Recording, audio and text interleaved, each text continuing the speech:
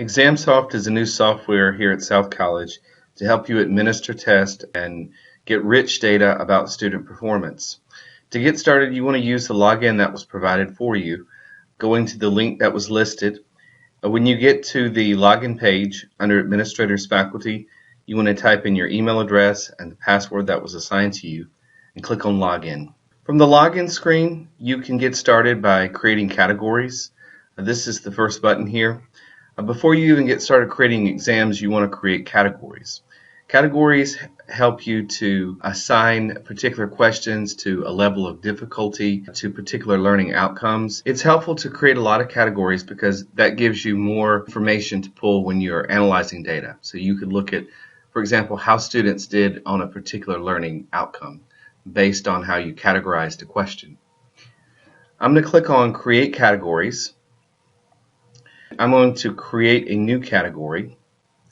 For each category, I need to give it a name and a description, and I have to select a destination.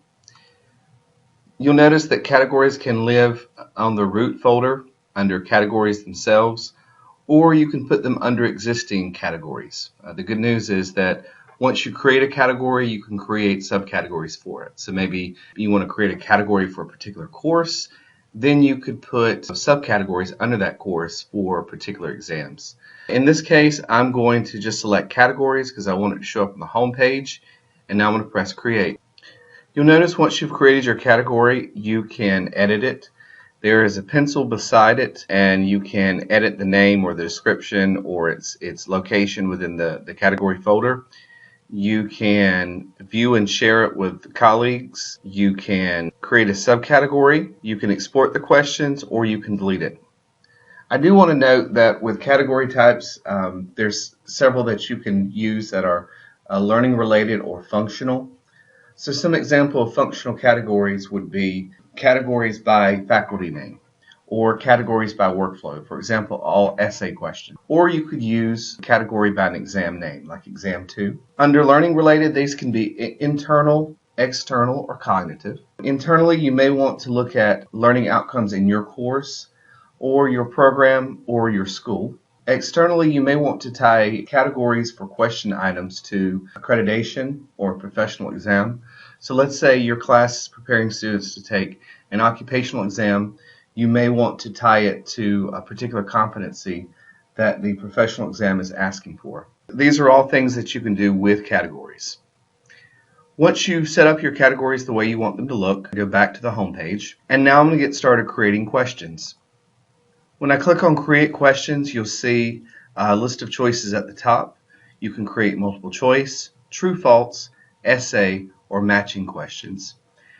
You can create folders, and within these folders you can store the questions themselves, or you can look up questions by category. So if you create a folder, maybe you want to create one for a particular course, or if you want to create a category, let's say a learning outcome, you can create and store questions within either the folders or the categories.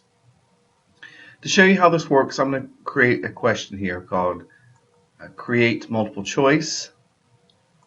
And this is what the question editor looks like. In the top, I'm going to type in my question.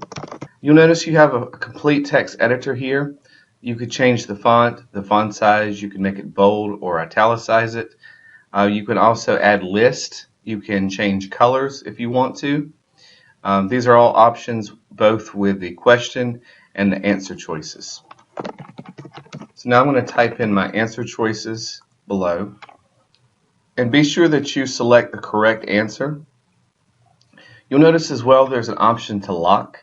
And what this does is if you randomize your answer choices in your exam setup, you can lock it so that the correct answer always appears as the first answer. So if I randomize my questions, the other options would be randomized, but Columbia, which is the correct answer to this question, would appear as number 1. You'll also notice on the left-hand side that you can select a folder to put it in. You have to select a folder. I'm going to put it in the training folder. You can add or remove a category. So those categories that we just set up, I can do U.S. capitals. There's a weighting option.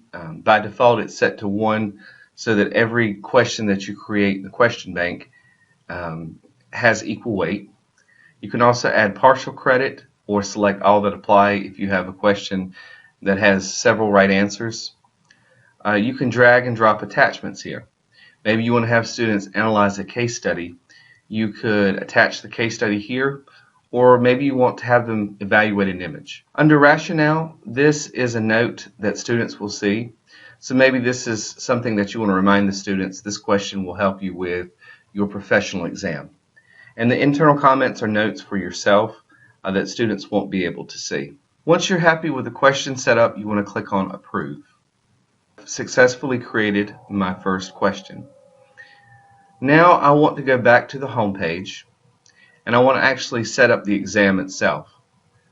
Here I would go to Build Assessment and I'll have to give it a title, and I can choose exam, or I can do a mock test, a presentation, a quiz, or writing assignment. So there's several types of assessments you can create. I have to select the folder that it's going to go in, and I'm going to put it in the training folder.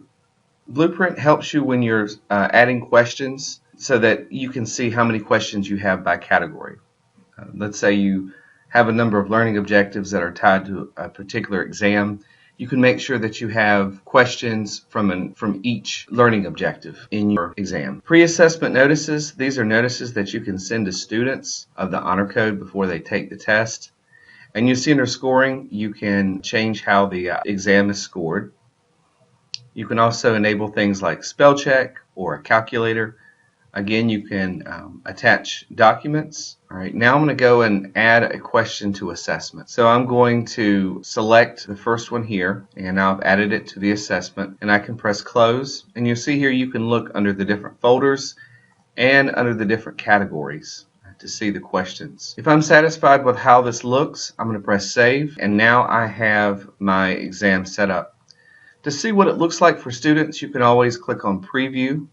Once you're done with giving the test, you can go to Post Assessment, and here you can show an audit of each student's performance. You can see overall how students did, or you can send them an individual report of how they did. You'll select your course, the time and date of student submissions, and then review type. So you can either do delayed review, so if you want to wait a week afterwards or immediately after students take the test, that's all possible. Going back to the home page, you'll see that you can score the assessment. Under assessments, I can export the results for a particular exam. I see the assessment that I've created, and you notice on the far right you have an option to send it as a CSV file, or you can download it as an Excel spreadsheet. You'll also need to load the students that are going to take the exam. Under exam takers, you can either create a record for each student, or you can import a list of test takers as a text file.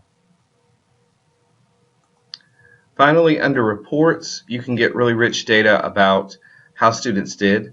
There are longitudinal analysis so that you can see how students have done over time. And you can also do reports by assessment. So in other words, you can look at how the class as a whole did, or you could look at individual students in the course and see how they did. So I hope this helps you in using Examsoft. If you have any questions, feel free to contact us in the iTech department. Thanks for watching.